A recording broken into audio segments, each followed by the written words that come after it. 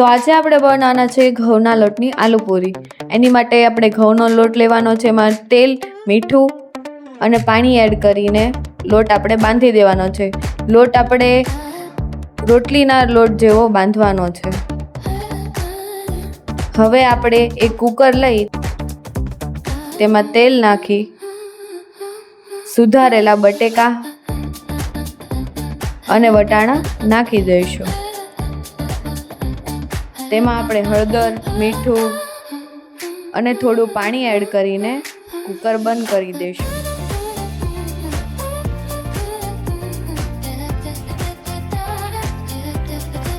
હવે બટેકા બફાય ત્યાં સુધી આપણે રોટલી બનાવવાની રહેશે।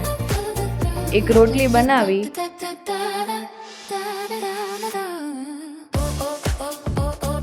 તેમાં કોઈ બી એક ધારવાળી વસ્તુ વડે રોટલી કાપવાની રહેશે।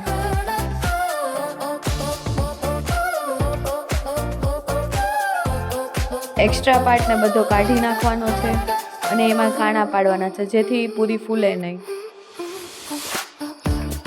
હવે ચટણી બનાવવા માટે ધાણા, લસણ, આદુ, મરચી એને મિક્સ કરીને આપણે ગ્રાઇન્ડ કરી દેવાનું રહેશે।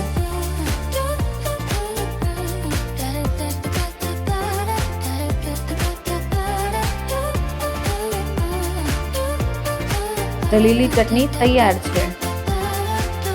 આપણે શરૂઆતમાં કોકમ પલાળીને મૂકેલા હતા, એ કોકમ આપણે ગ્રાઇન્ડરમાં એડ કરી અને એ જ પાણી એડ કરીને આપણે પીસવાનું રહેશે અને થોડુંક મીઠું નાખીને પીસી નાખવાનું। કોકમની ચટણી રેડી છે। હવે તેલ ગરમ થાય એટલે પૂરી તળવા મૂકવાની છે। પૂરી વધારે તળાવા દેવાની નથી, કેમ કે એની લીધે ક્રન્ચી થઈ જશે અને આલુ પૂરીની પૂરી પોચી હોય। કાચી પાકી તળાય એવી રાખવાની છે।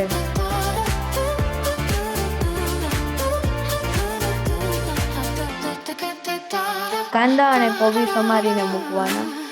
હવે આપણે આલુ પૂરી ભરશું। પહેલા બટેકાનો મસાલો, કોકમ, તીખી ચટણી, કાંદા, કોબી અને આલુ પૂરીની સેવ એડ કરીશું। થોડા ધાણા નાખશું, ચાટ મસાલો એડ કરીશું। તો તૈયાર છે આપણી ઘઉંના લોટની આલુ પૂરી। આ ટેસ્ટમાં બહુ જ ફાઇન લાગે છે, તો તમે પણ ઘરે ટ્રાય કરજો। અને તમને વિડીયો ગમ્યો હોય તો લાઈક, ફોલો અને સબસ્ક્રાઈબ